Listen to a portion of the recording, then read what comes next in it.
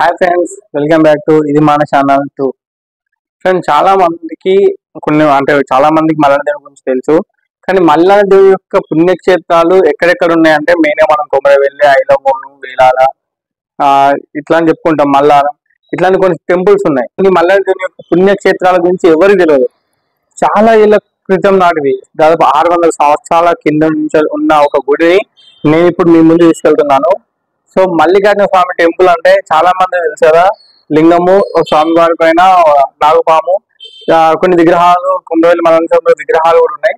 కానీ ఇక్కడ విశిష్టత ఏంటి అంటే ఎక్కడ లేని విధంగా మల్లన్న దేవుని యొక్క తల్లి అయినటువంటి నీలమ్మ తల్లి యొక్క విగ్రహం కూడా ఈ గుడిలో ఉంది. చాలా విశిష్టత, చాలా చూడండి మీరు కూడా షాక్ అవుతారు. స్వయంభూగా లింగ రూపంలో దాదాపు 600 సంవత్సరాల క్రితమే స్వామివారు ఒక పొలంలో ఒక రైతు సాగు చేసేటప్పుడు లింగం అనేది బయటకు వచ్చిందంట. సో ఈ లింగానికి తో పాటుగా నీలమ్మ తల్లి విగ్రహాలు కానీ, అమ్మవార్ల విగ్రహాలు కానీ, గుర్రం విగ్రహాలు కానీ, భయాన్న విగ్రహాలు కానీ ఇట్లాంటి అన్ని కూడా బయటికి రావడంతో పాటుగా అమ్మవార్ల విగ్రహాలు దాదాపు శక్తి పీఠాలు, ఒక 3-4 శక్తి పీఠాలే బయటకు వచ్చినాయి. సో దాని తర్వాత సుబ్రహ్మణ్యేశ్వర స్వామి యొక్క విగ్రహం కూడా బయటకు వచ్చింది. పెద్ద నాగుపాము యొక్క విగ్రహం కూడా బయటకు వచ్చింది. దాని తర్వాత కొంచెం ప్రాబ్లం అవడం వల్ల ఆ చెట్టు కిందనే కొంచెం సగం భాగం చెట్టు కింద ఉంది, సగం భాగం గుళ్ళో ఉంది నాగుపాము యొక్క విగ్రహం కూడా. సో ఎక్కడ లేని విధంగా శ్రీచక్రం ఉంది ఈ గుళ్ళో. సో మల్లన్న దేవుని దగ్గర కూడా ఆయన శ్రీచక్రం కాదు, సారీ, నాగబంధం ఉంది. సో నాగబంధం అనేది ఏ గుళ్ళో మనకు ఎక్కువ కనిపించదు. సో ఇక్కడ స్వయంభూగా గర్భగుడికి ముందుగా మండపం, పట్నాలు వేసే పట్నాల యొక్క మండపం పైననే నాగబంధం ఉంది. సో నాగబంధం చాలా విధంగా, చాలా అసలు మీరు చూసిన తర్వాత మీరే అంటారు అట్లాంటి నాగబంధం ఎక్కడ చూడలే అని. సో అంత పవిత్రమైనటువంటి పుణ్యక్షేత్రం అన్నమాట. సో మల్లన్న ఇక్కడ ఎల్లమ్మ తల్లితో పాటుగా పోచమ్మ తల్లులు కూడా, అలాగే అమ్మవారి యొక్క శక్తి పీఠాలు యొక్క భూమిలో నుంచి బయటకు వేసిన శక్తి పీఠాలు అండ్ అక్కడ కోనేరు ఇట్లాంటివన్నీ కూడా చాలా వరకు కూడా ఉన్నాయి. ఎక్కడ చూడని విధంగా కూడా ఎవరైతే భక్తులు భక్తుని చేతిలో బయటపడ్డాడు ఆ దేవుడు, ఆ భక్తుడు చనిపోయిన తర్వాత ఆ గుడికి కొంచెం దూరంలోనే ఆ భక్తులు కూడా పెట్టడం జరిగింది. సో ఆ చెట్టు కింద మొత్తం కూడా వాళ్ళ కులస్తులు మాత్రమే, ఎవరైతే దేవుని పూజ చేశారో వాళ్ళే సమాధి కూడా ఇక్కడ కనిపిస్తాయి. సో ఈ ఊరు ఎక్కడో కాదు, నేను చెప్పేది మీకు ఏ ఊరు గురించి చెప్తున్నా, ఇది ఎక్కడ ఉంది, దీని పూర్తి డాటా తెలియాలంటే ఎక్కడ స్కిప్ చేయకుండా కంటిన్యూగా క్లారిటీ చూడాలి. స్కిప్ చేస్తే మాత్రం అర్థం కాదు. నేను పిన్ టు పిన్ చూపించిన అండ్ వీడియో లాస్ట్ వరకు చూసి నచ్చితే లైక్ చేయండి, షేర్ చేయండి. జై మల్లన్న.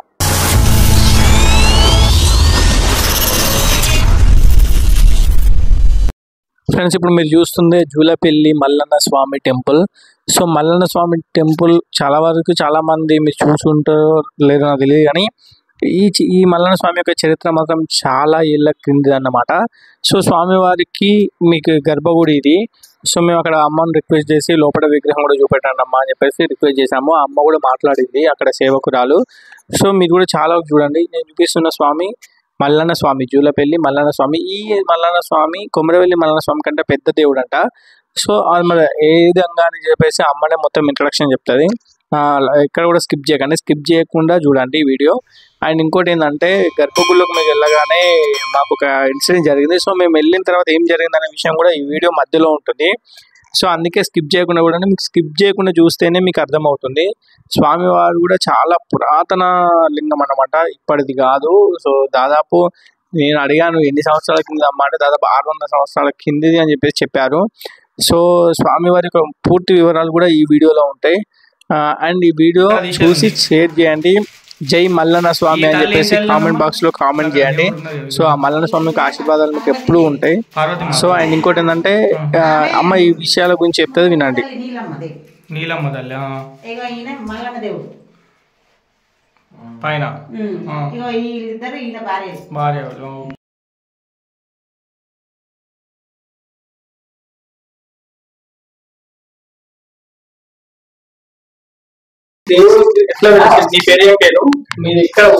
మాది కమాన్పూర్ మండల్, కమాన్పూర్ మండల్, పెద్దపల్లి జిల్లా. ఇది జూలపల్లి గ్రామం.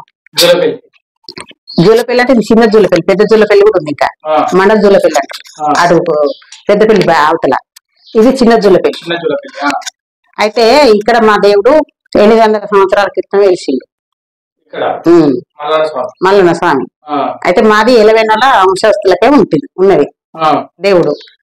మా సొంతం భూమిలో నేర్చిండు. మా సొంతం మా తాతయ్య ఇక్కడ గుడి కట్టిండు. మా వంశంలో మేమే పూజారులో, మేమే పూజారులో, మేమే పట్నాలు ఇస్తాం, మేమే బోనాలు వెళ్తాం, మేమే పూజ చేసుకుంటాం.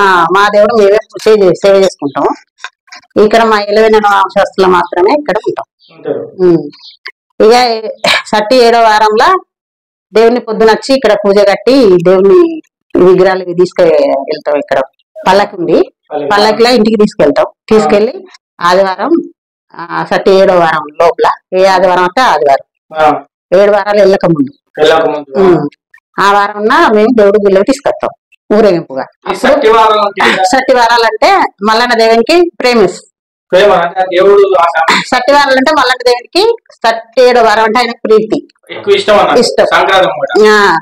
అంటే సట్టి అమావాస్య ఉంటది కదా, అమావాస్య నుంచి 7వ రోజులు, 7 వారాలు అంటే 7 రోజులు. ఆదివారం, సోమవారం, మంగళవారం ఇట్లా 7 వారాలు ఉంటాయి కదా. 7 వారాలు నాకు ఇష్టం బాగా. 7 వారాలలో బోనం కూడా చేస్తారు. బోనం చేసే వాళ్ళు కూడా 7వ వారం మంగళవారం అయినా చేస్తారు, బేస్తారం అయినా చేస్తారు, శుక్రవారం అయినా చేస్తారు, ఆదివారం అయినా చేస్తారు. ఏ వారం 7వ వారం వచ్చినా చేస్తారు. వారంతో పని లేదు, వారంతో పని. 7వ వారం ఏ రోజు అవుతుందో ఆ రోజు చేస్తారు. అట్లా 7 వారాలు అంటే అవి. అట్లా అని ఇక మాకు 7వ వారం లోపల ఏ ఆదివారం అంటే ఆదివారం మేము తీసుకొస్తాం దేవుణ్ణి. తీసుకొచ్చి ఇక్కడ అందరు బాగా మంది వస్తారు చుట్టుపక్కల. అయితే అమ్మ ఇంతకు ముందు అంటే వారం వారం అని చెప్పేసి అన్నారు కదా, ఈ వారంలో మీరు ఏం చేస్తారు పూజలు? అంటే పట్నాలు, బోనాలు, అర్చనలకి దేవుడికి ఏ నైవేద్యం ఎక్కువ పెడతారు? మేమా పాలతోటి అభిషేకం చేస్తాం. రోజు ఆవు పాలతోటి అభిషేకం ఉంటుంది. సట్టివారాలు కాకుండా మిగతా వారాలు రోజు ప్రతి రోజు నిత్య పూజ. పూజ లేదు ఉండవు, నిత్య పూజ ఉంటుంది. పాలాభిషేకం. ఇప్పుడు ఇంత ముందు కూడా దేవుడు కొమరేలి మల్లన్న కంటే దేవుడు పెద్ద ఎట్లానంటే ఇప్పుడు పర్వతాల అంటే ఇప్పుడు శ్రీశైలం ఉన్నాడా, శ్రీశైల మల్లన్న ఇక్కడ నడిచిండు. ఇక ఈ దేవుడు ఇంకెక్కడ లేదు. ఇక శ్రీశైలం ఉన్నాడు, ఇక ఇక్కడనే ఉన్నాడు. వెళ్ళినట్టే లెక్క. అయితే ఏంటంటే ఇప్పుడు ఈ 150 సంవత్సరాలు అవుతుంది. ఇప్పుడు ఈ కోమరెల్లి మల్లన్న, ఇప్పుడు ఓదెల మల్లన్న కూడా దగ్గర 250 ఆయన అవుతుంది కోమరెల్లి. ఈయన 150 ఏళ్ళు అవుతుంది ఇక్కడ ఓదెల నెరిసి. అంతా ఈ మనకు ఈ దేవుడు కంటే మొదలు ఉన్న దేవుళ్ళు ఏం కాదు. ఈ దేవుడు ఫస్ట్. ఇదా 800 అవుతుంది. 800 సంవత్సరాల నుంచి మా తాత కట్టింది. ఇక మేమే వేలుకుంటాం అంతే.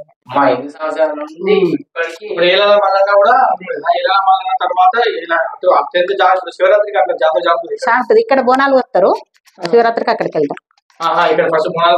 అక్కడ మళ్ళీ అక్కడ శివరాత్రికి కోసుకుంటారా, మళ్ళీ ఇటుకి వస్తారు. అటు నుంచి ఇటు ఎవరికి వీలు ఉన్నట్టుగా దేవుడి కాడ చూసుకొని అక్కడికి వెళ్ళిపోతారు. ఇప్పుడు అన్ని ఇప్పుడు ఏలాల మల్లన్న కన్నా, గట్టు మల్లన్న కన్నా, అన్ని దేవుళ్ళ కన్నా పెద్ద దేవుడు జూలపల్లి మల్లన్న, శ్రీశైలం మల్లన్న. పార్వతీదేవి ఆమె నీలమ్మదేవి వెళ్ళినాయి.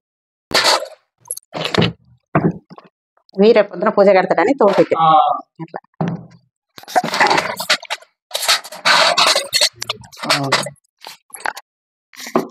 ఫ్రెండ్స్ ఇక్కడ పెద్ద మాత కనబడుతుంది కదా, ఈమె పార్వతి తల్లి అంట. సో పక్కకున్న దేవుడు ఉంది కదా మల్లన్న స్వామి యొక్క తల్లి నీలాదేవి, నీలమ్మ తల్లి యొక్క విగ్రహం అయితే నేను ఇక్కడే ఫస్ట్ చూసిన. నేను ఎందుకంటే చాలా మల్లికార్జున స్వామి టెంపుల్కి వెళ్ళాను, నీలమ్మ తల్లికి సపరేట్ దేవాలయం అయితే నేను చూడలేదు. ఇక్కడ చూసిన జూలపల్లి మల్లన్న స్వామి టెంపుల్ అయితే నీలమ్మ తల్లి యొక్క విగ్రహం ఉంది. అలాగే పైన కూడా ఉంది మల్లన్న స్వామి విగ్రహం కూడా ఉంది. పైన విగ్రహము ప్లస్ ఇటు పక్కనేమో స్వామివారి యొక్క భార్యలు అన్నమాట, మాతలు కూడా ఇక్కడ వెలిసి. ఇవన్నీ విగ్రహాలు కూడా స్వయంగా వెలిసినవే, ప్రతిష్ఠించినవి అయితే కాదు. పట్నాలు ఇస్తాం కదా, ఈ తామరాలో బియ్యం పోస్తాం.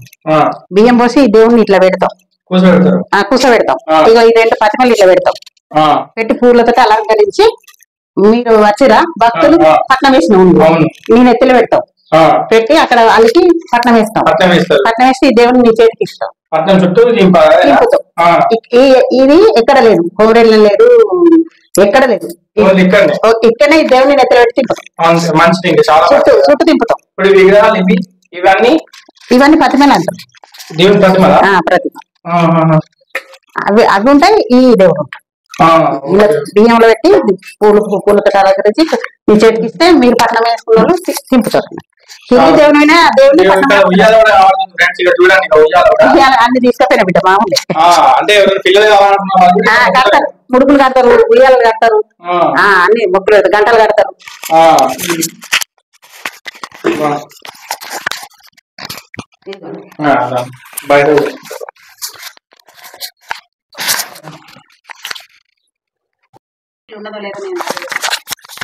ఫ్రెండ్స్ ఇక్కడ చూడండి నాగబంధనం అంటారు కదా. అంటే నాగబంధం చూసిన ఎంత అంటే నేను విన్నా కానీ ఎప్పుడు చూడలేవో ఇప్పుడు చూస్తున్నా. నాగబంధం అంట. పైన చెక్కు ఉంది. ఆ రాయి కూడా ఇప్పటిది కాదు. ఈ ఈ ఆకారాలు ఎప్పుడు కూడా ఇప్పటి కాదు. ఇవి అప్పటి కాలం నాటి పురాతన కాలం. వాటి కిందనే నందీశ్వర స్వామి వారు ఉన్నారు ఇక్కడ. ఒకటే ఏకశిల. చాలా పాత గుడి ఇది.